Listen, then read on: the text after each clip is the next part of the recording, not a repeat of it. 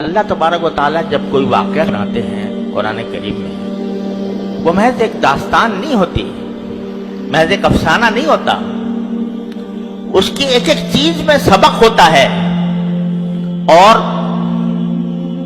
اس میں سبق ہوتا ہے ہمارے لیے یہ جو سکھایا کہ انہوں نے یہ مانگا تھا، ہم نے یہ کیا۔ کیا مطلب ہوا اس کا؟ تم بھی مانگو،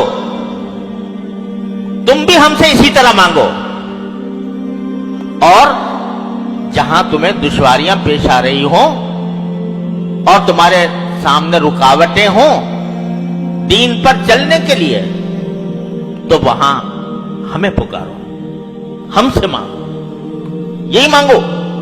ربنا آتنا من لدنک رحمتا وہیئ لنا من امرنا رشدا۔ آج لوگ کہتے ہیں کہ جی دین پر عمل کرنا بڑا مشکل ہو گیا ہے، سارا معاشرہ بگڑا ہوا ہے، رشوت کا بازار گرم ہے، ہم کاروبار کریں تو کیسے کریں، بغیر رشوت کے کام نہیں ہوتا۔ ہم بازار میں نکلتے ہیں، گھر سے باہر نکلتے ہیں تو نگاہوں کو پناہ نہیں ملتی، اور نگاہوں کو کیسے بچائیں؟ مجلسوں میں بیٹھتے ہیں تو غیبتیں شروع ہو جاتی ہیں، کیسے بچائیں؟ جبکہ پوری مجلس جو ہے وہ غیبتوں سے گرم ہے، کیسے بچائیں؟ تقاضا ہوتا ہے نماز باجماعت کا، اور ہمیں ایسے ماحول میں رہ رہے ہیں جہاں کسی کو فکر نہیں ہے، تو ہمارے دل میں بھی رکاوٹیں پیدا ہو جاتی ہیں۔ اگر سارا ماحول ایسا بگڑا ہوا ہے کہ اس میں ایک تنہا آدمی کیسے اس طوفان کا مقابلہ کرے،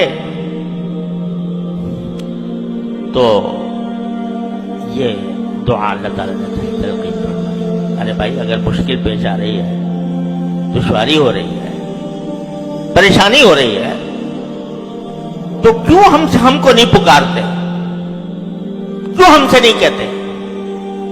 کہو ربنا آتنا من لدنک رحمتا وہیئ لنا من امرنا رشدا۔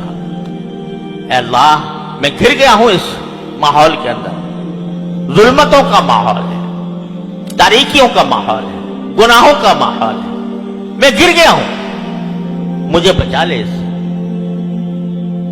تو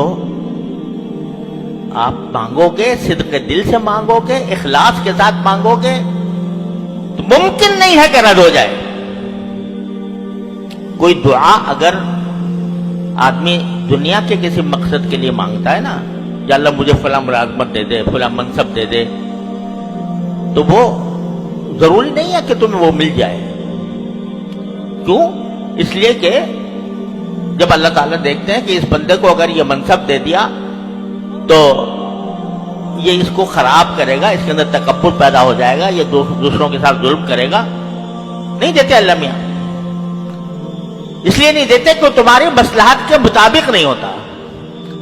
لیکن اگر تم اللہ سے دین مانگو، صلاح مانگو، گناہوں سے بچنے کی توفیق مانگو، طاعات اور عبادات کی عمل کرنے کی توفیق مانگو، اور صدق کے دل سے مانگو، تو کیا وجہ ہے کہ اللہ میاں کو دشمنی ہے تمہارے ساتھ اللہ میاں کو؟ تو اس لیے یہ سبق دیا جا رہا ہے کہ جس طرح وہ گر گئے تھے دقیانوس کی سلطنت میں، کفر و شرک میں گر گئے تھے، موت سامنے کھڑی ہوئی تھی، لیکن انہیں ہمیں پکارا، ہم نے ان کو اس طرح معجزانہ انداز میں اس ظلم و ستم سے بچا لیا۔